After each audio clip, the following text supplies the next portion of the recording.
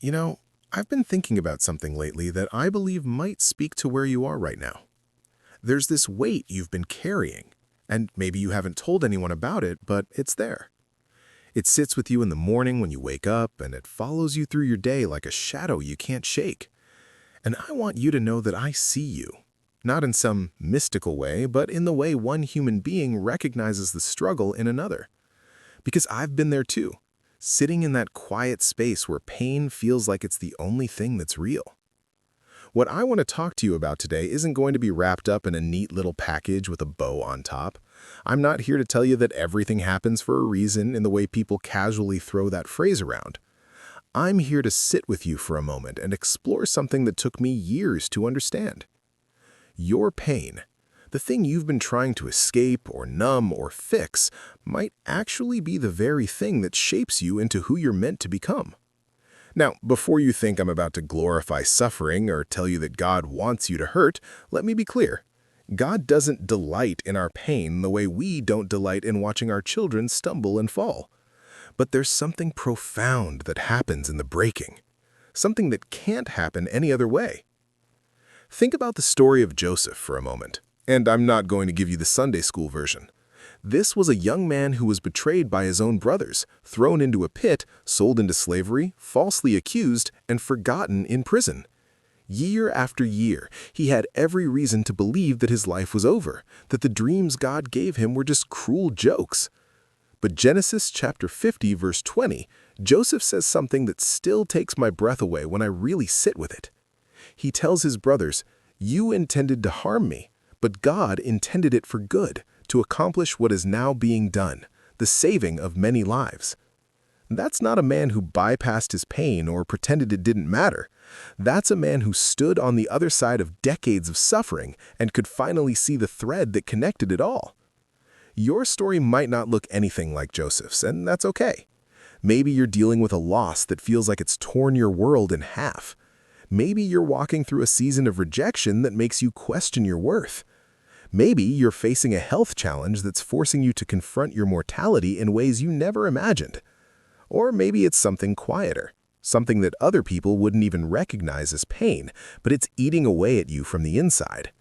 Whatever it is, I want you to know that your pain isn't punishment. It's not evidence that you've been abandoned or forgotten. Sometimes, pain is the tool that shapes us, the chisel that removes everything that isn't essential, everything that isn't truly us. I remember reading about how a sculptor looks at a block of marble and sees the masterpiece hidden inside. The work isn't about adding something to the stone, it's about removing everything that doesn't belong. And I wonder if that's what's happening to you right now. Not that God is trying to hurt you, but that something is being removed, something that was never meant to stay. The Apostle Paul understood this in a way that most of us spend our whole lives trying to grasp. In 2 Corinthians chapter 12, he talks about this thorn in his flesh, this thing that tormented him. We don't even know what it was specifically, and maybe that's the point. Maybe it's supposed to be universal enough that we can all see ourselves in it. Paul begged God 3 times to take it away, and God's response wasn't what he wanted to hear. God said, "My grace is sufficient for you, for my power is made perfect in weakness." That's such a strange answer when you really think about it. We live in a world that tells us to hide our weaknesses, to project strength, to never let them see you sweat. But here's God saying that his power, his actual strength, shows up most clearly when we're at our weakest. It's like God is saying, "I don't need you to be strong. I need you to be honest about your weakness so that my strength can actually do something." This doesn't mean we're supposed to stay stuck in our pain forever. It doesn't mean we shouldn't seek healing or help or support. But it does mean that while we're in it, while we're walking through that valley, something sacred can happen if we let it. There's this psalm, Psalm 34 verse 18, that says, "The Lord is close to the brokenhearted and saves those who are crushed in spirit." Not the people who have it all together, not the ones who figured everything out. Close to the brokenhearted, close to the crushed. That tells me something about where God chooses to show up most powerfully. He's not waiting for you to clean yourself up or get your act together. He's right there in the mess, in the middle of your breakdown, in the place where you feel most alone. I think sometimes we miss the purpose of our pain because we're so focused on getting out of it. We treat it like an obstacle to overcome as quickly as possible, like a detour on the way to where we're really supposed to be going. But what if this isn't a detour? What if this is the path, the actual journey you're meant to be on? What if the person you're becoming through this struggle is more important than the destination you thought you were heading toward? I don't say that to minimize what you're going through. I say it because I've watched people, including myself, waste years of their lives waiting for the pain to end before they really start living. And then one day they wake up and realize that all the growth, all the depth, all the compassion they have now came directly from the thing they were trying so hard to escape. Jesus himself, when he was in the Garden of Gethsemane, felt the weight of what was coming. He was so distressed that Luke's gospel says his sweat was like drops of blood falling to the ground. And he prayed, "Father, if you are willing, take this cup from me." He asked for a way out. He didn't pretend to be above the suffering or spiritually advanced enough not to feel it. But then he added, "Yet not my will, but yours be done." That surrender, that willingness to walk through pain even when there might have been another way, that's what opened the door to resurrection. And I think that's what's being asked of us, too. Not to enjoy the pain or seek it out, but to trust that even in this, especially in this, God is doing something we can't see yet. The problem is we want the purpose to be revealed before we're willing to endure the pain. We want God to explain the whole plan up front so we can decide if it's worth it. But faith doesn't work that way. Faith is saying yes in the dark, trusting that the God who holds tomorrow is the same God who's holding you right now. I know that's hard. I know it feels impossible some days. But I also know that every person who has ever walked through deep suffering and come out the other side with their faith intact will tell you the same thing. They'll tell you that they wouldn't trade what they learned in the valley for an easier path on the mountaintop. They'll tell you that the intimacy they found with God in their pain was worth more than all the blessings they thought they wanted. Not because pain itself is good, but because of what it can produce in us when we let God work through it, instead of just trying to survive it. There's this beautiful passage in Romans chapter 5 that talks about how suffering produces perseverance, and perseverance produces character, and character produces hope. It's a progression, a process.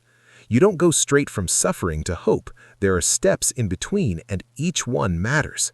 The suffering teaches you to persevere, to keep going even when everything in you wants to quit. That perseverance over time builds character. It shapes who you are at your core.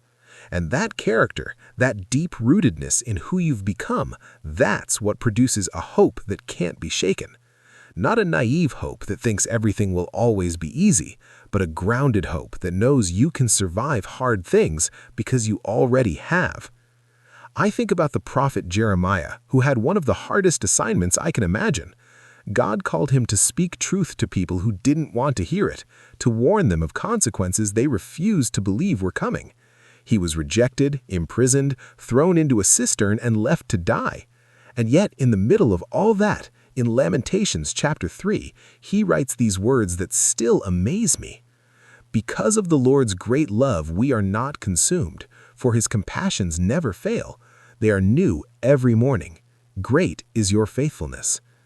He wrote that while sitting in the ruins of Jerusalem, watching everything he loved be destroyed. That's not toxic positivity or denial. That's a man who found something solid to stand on, even when the ground beneath him was crumbling. And I wonder if that's what's happening to you right now. Not that God is trying to hurt you, but that something is being removed, something that was never meant to stay.